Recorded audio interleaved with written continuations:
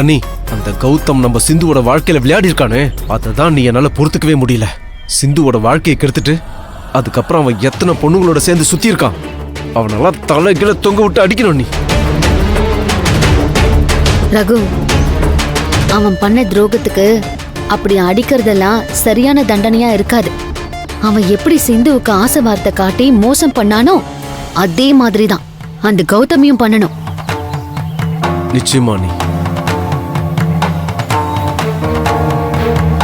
Hello Raghu. Hello Sevanthi. Good morning. Good morning Raghu. Sevanthi, ஒரு முக்கியமான விஷயம் பேசணும். என்ன விஷயம் சொல்லுங்க சார். வேற என்ன விஷயங்க, வழக்கம் போல கௌதமோட விஷயம்தான். வீட்டுல இருந்து கிளம்பும் போது ரேவதி என்கிட்ட வந்து, நீங்க சொல்ற வேலை எல்லாத்தையும் ரெஸ்டாரண்ட்ல செய்யறான், அப்புறம் எதுக்குங்க இன்னும் அவனை டெஸ்ட் பண்ணிக்கிட்டு இருக்கீங்க, அவன் கிட்ட அந்த எம்டி போஸ்ட் திருப்பி கொடுத்துருங்க அப்படின்னு சொன்னான். அவன் முழுக்க முழுக்க இவ்வளவு கெட்டு போனதுக்கு ஒரே காரணம் அவங்க அம்மா ரேவதி தான். இப்ப அவளே அவனுக்கு சிபாரிசு பண்றான். என்ன பண்ண சொல்றீங்க சார்? அதுக்கு மேடம் கிட்ட நீங்க என்ன சொன்னீங்க? நான் அவகிட்ட என்ன சொல்லிருப்பேன்னு உங்களுக்கே தெரியாத சிவந்தி. அவன் திருந்திட்டான் அப்படிங்கிற சர்டிபிகேட்லாம் நீ என்கிட்ட வந்து கொடுத்துக்கிட்டு இருக்காத, நான் அதை ஏத்துக்கவே மாட்டேன். அந்த பொறுப்பை நான் செவ்வந்தி கிட்ட கொடுத்துருக்கேன். அவங்க என்ன சொல்றாங்களோ அதைத்தான் நான் பண்ணுவேன்னு சொல்லிட்டு நான் பாட்டுக்கு வீட்டுல இருந்து கிளம்பி வந்துட்டேன்.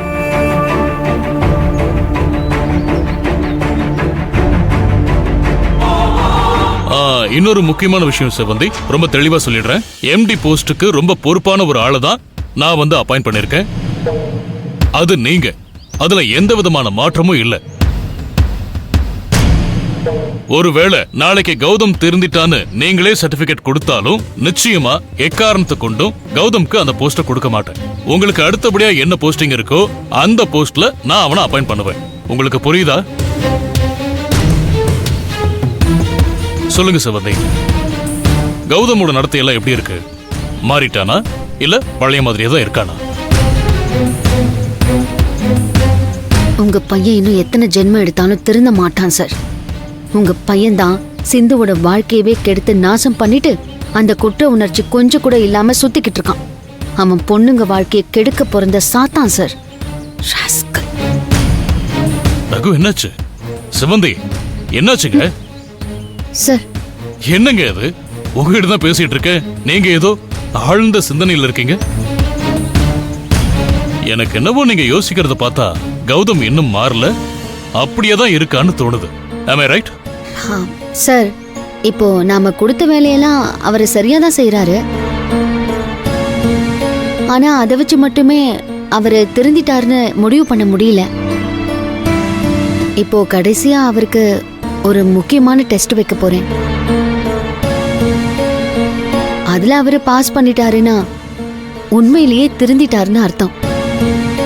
அது வரைக்கும் கௌதம் இப்போ பாக்குற வேலையை பார்க்கட்டுமே. நீங்க சொல்லிட்டீங்கன்னா அது கரெக்டா தான் இருக்கும். அவனுக்கு நீங்க என்ன டெஸ்ட் வைக்கணுமோ அதை தாராளமா வைங்க. என்ன பொறுத்த வரைக்கும் அவன் மாறணும், தட்ஸ் ஆல். அதுக்காக நீங்க என்ன ஸ்டெப் எடுத்தாலும் அதை நான் ஃபாலோ பண்ணுவேன். சரிங்க சார். ரொம்ப சந்தோஷங்க. என்ன பொறுத்த வரைக்கும் கௌதம் ஒரு முழுமையான நல்ல மனுஷனா மாறணும். அதுக்காக I am eagerly waiting. Thank you Sivanthi. சரி, நீங்க கண்டிப்பா. சரிங்க சார். அண்ணி, சத்ரபதி சாரை நினைச்சா ரொம்ப பாவமா இருக்கு. அவன்லாம் திருந்துற ஜென்மமா அண்ணி. ஆமா, கௌதமுக்கு ஏதோ முக்கியமான டெஸ்ட் வைக்க போறேன்னு சொன்னீங்களே, அது என்ன அண்ணி? நான் கௌதம்க்கு டெஸ்ட் வைக்க போறது இல்ல ரகு. நிக்கிதா மூலமா அவனுக்கு டெஸ்ட் வைக்க போறேன். நிக்கிதா மூலமா டெஸ்ட் வைக்க போறீங்களா? அது யார் அந்த நிக்கிதா? அது யாருன்னு நாளைக்கு உங்களுக்கு தெரிஞ்சிடும்.